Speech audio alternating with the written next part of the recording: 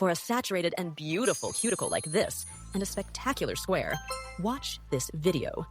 Hybrid techniques are currently the most beautiful. We will work on a shiny cuticle by leveling it with Legacy Nails Ruber Base. What I want you to achieve here is the beginning of building your apex. So raise the position and apply the product at a 35-degree angle. These forms are the best. We can achieve a beautiful, perfect square structure, and they won't move because they're super resistant. They allow you to apply the cover I love from Legacy Nails, the baby white, smoothly, and without rush. Let's put a little more on the tip, and remember, it's sculpted with the brush.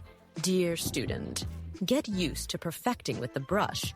The file will only help you with final details, and a well-built structure doesn't need much filing technique. And be happy like me, because Pro Finish Gel is the best for sealing my beautiful and super shiny square structures.